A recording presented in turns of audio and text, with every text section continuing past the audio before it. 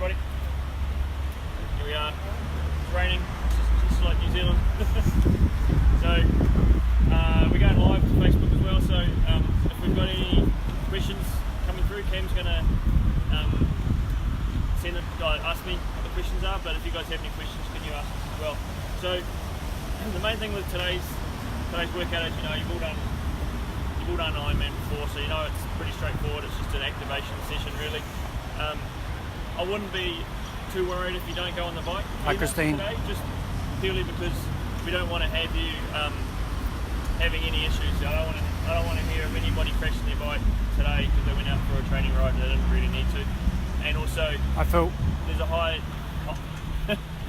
chance of getting a flat tyre or picking up crap on your tyres and stuff like that. So if you don't want to ride today, if you don't feel 100% about it, don't worry about it.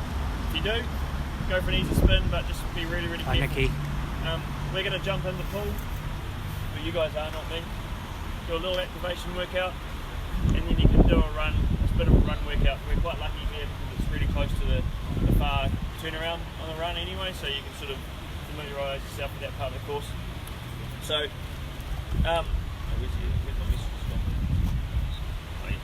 so there's a couple of things to be aware of with this race in particular. It's quite a unique course. As you know, it's got transitions. The start line is about 30 k's out of town.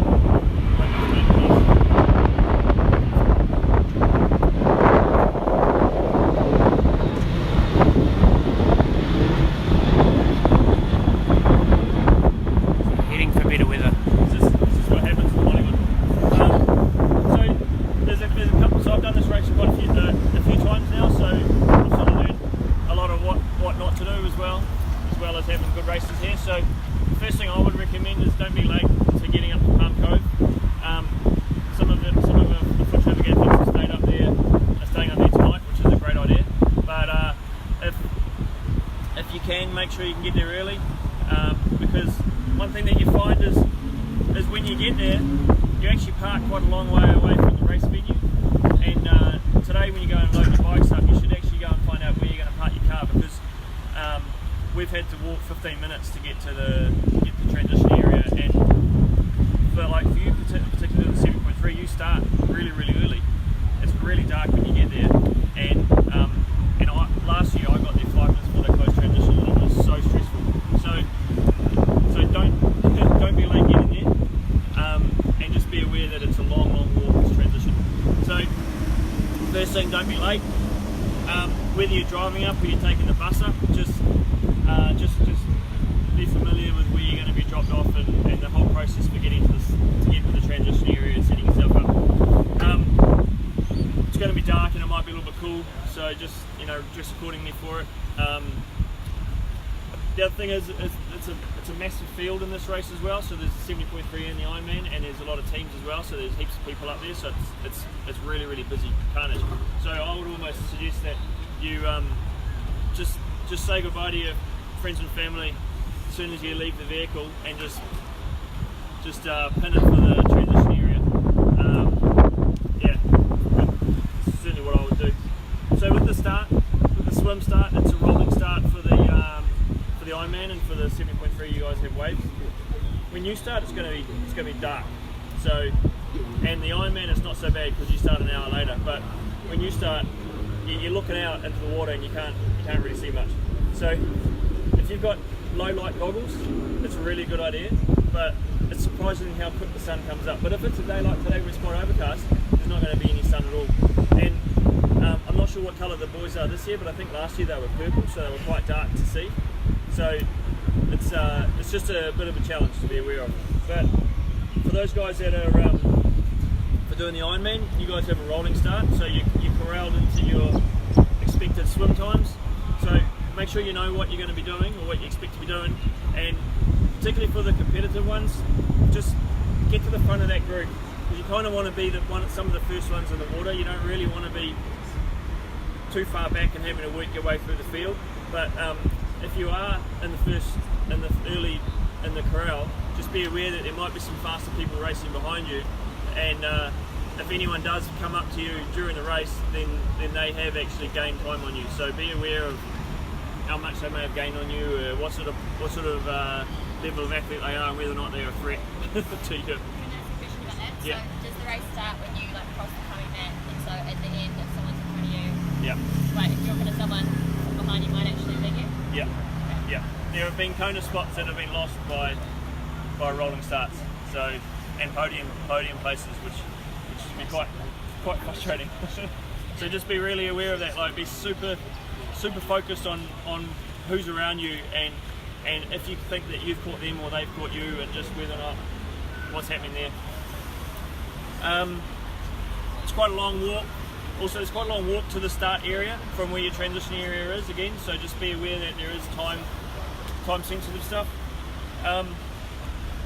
Particularly on this course where there's probably going to be a few waves. It's a little bit rolly out in the sea. It's not massive, really choppy waves like we get back in Auckland and Cairns, but it's still quite rolly and it's still quite challenging. But the water's always going to be pushing you in towards the beach, so just make sure that you are sighting, particularly for the long stretches down and back, that you're on the right line for the buoy. And because it is a rolling start, there's going to be less of that mass swim group. So I would recommend sighting is more important than drafting. Unless you're a really fast swimmer, like Duff for example, you're probably better being more of a drafting type focus, because with the speed you guys swim at, there actually is a large benefit to being drafted. But for most swimmers that are around 130 per 100 or slower, drafting on this sort of course is probably not as effective unless you really are with a good group and you know that this group's going in the right direction. If you think that the person you're following is going off course because you can see the buoy is somewhere else, then I would trust your own instincts and swim straight for it, because it's going to come back together at a later stage and you want to be swimming the shortest line. So the other thing to be aware of when you're coming back from the far turn, again it's a long stretch and the water's going to be pushing you in towards the beach. But one thing that's caught a lot of people out in the past is the final swim buoy is actually quite a long way off the beach, and a lot of people will start swimming in, curving in, and maybe at a couple of 100 metres off the beach and realise that actually there's a buoy out there still. They've got to turn and go back out on the course. So don't find yourself swimming and having to correct yourself and get back out there again. Just make sure you're swimming straight and you know that you're swimming for the far turn buoy. I would recommend today when you go and wreck your bikes to just go and visualise where that buoy is and sort of picture in your mind how far off the beach it is, because you can lose a lot of time doing that. Right. Oh, there it is. Where are we? Yeah, that's pretty much the swim.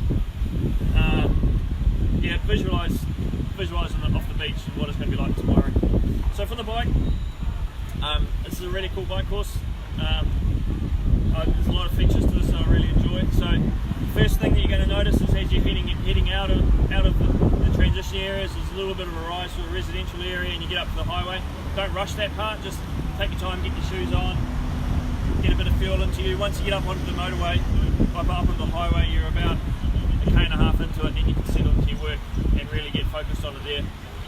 I think last year there were a couple of people that crashed on a couple of corners and stuff really early, and it was just unnecessary sort of stuff. So just be super careful and smart about what you're doing around there. As you're heading out towards Port Douglas, I expect it'll be quite a strong tailwind, and you go over a few rollers, and it's quite a really nice fast section of the course. But don't get yourself into a bike race going up there, because you are going downwind and you might feel like you're riding like a pro tour rider, and it's a piece of cake, but actually it's because you're getting blown up there. So I always tell people that riding downwind, make it a little bit easier on yourself, hold back a little bit, use the time to get some fuel in, get up out of the saddle every 10k or so, have a bit of a stretch, just move your back around, because when you're coming back into the headwind, you need to be pushing a little bit harder, and that's when you want to be aero. You don't really want to be up and stretching yourself around because you're starting to get tight and cramped. You want to be aero into the headwind. So the more competitive riders, I want you to think about pushing a little bit harder into the wind than you would downwind. For the people that are just wanting to get through to finish it, just ride consistently across in each direction. Just keep everything in check, keep your heart rate in check, but don't expend any extra energy than you need to. But for the competitive ones, definitely have a bit of a plan about how you're going to deal with the wind directions. There's a couple of little rolling hills. Again, you can use a lot of energy by punching over them, but that might cost you later. So make smart decisions about that. And there's one sort of longer climb up to Rex's Lookout, which is really nice. But if you've done Wanaka, Challenge Wanaka course, it's pretty similar to the section out around Bendu Bay. It's just a nice long climb, really nice downhill. Nothing too technical, nothing too steep, but just don't get carried away by throwing it down and making stupid decisions. The final section coming back into Cairns is probably going to be a headwind, normally is. It's on a highway, it's pretty exposed, and that, again, like I said before, that's where you want to be down and aero, really, really comfortable and riding strong through that part. Also be careful that it can get quite punched around there as well, and there may be a little bit of drafting going on, so just be aware that keeping your distance properly and just making sure that you don't find yourself in a drafting situation. And if you find that there is a group that's forming around you, just be vigilant and suggest that they don't draft off you, or if someone passes you, that perhaps they don't just cut in on your wheel and slow down, and just things that happens on race day. So the other thing I would recommend is because it's quite wet today on the roads, pack another tube, put another spare tube in your special needs. If you're going to get a flat tyre, it's going to be in a day like this where the roads are just a little bit pretty, so just double check your tyres real good, make sure your tube's ready to go to the canisters. And there's nothing wrong with chucking extra canisters, special needs back. And then we get on to the run. So the run course here is a little bit different to previous years, so it's 4 laps now as opposed to 3. But the cool thing about the run course is it's really segmented, so there's key areas that you can actually remember and focus on. So rather than looking at it as starting and finishing, just break it up, break each lap up into little bits, and you can look forward to each little section, getting through it. Give yourself a little race plan about how you're going to feel when you get to that next point, and the next point again, and the next point again. And just knock the Ks off, knock the laps off. The good thing about the stronger runners, like I really want you to feel like you're building your effort into the race. You may not be building your speed. You probably will be going slower, but your intensity should get a little bit higher, a little bit higher, a little bit higher. Because if there's going to be some passing, it'll be on the last lap. And if you're competitive and you're going for an age group or a Kona spot, that's when you can really nail it. Really hit it home is that last section, that last lap. Particularly when you do the last turn by the airport, 4K to go. A lot of people switch off at that point because they know they're pretty much home, and even the people at the front end of the field mentally will just lose it, and they think, oh, I'm almost home, I can cruise. But if you're that athlete that's just hitting it hard, that last 4K, you'd be surprised how many people you can pass or how much time you can gain on others. So be really prepared to dig deep through that last part. I think that's pretty much it. Make it the most. It's a really cool atmosphere. The last K as you go back through town, past all the bars and see your friends and family and stuff, and the finish line's really neat. So just don't forget that you're doing the sport for fun. So do enjoy that part, but just make sure that you don't get past. Just don't get past in that last part. Any questions? Anyone have questions? No questions here. Everybody knows. It's all very clear. Everybody knows what to do. Cool. All right, let's go and let's get in the water, eh? Thank you. Good luck.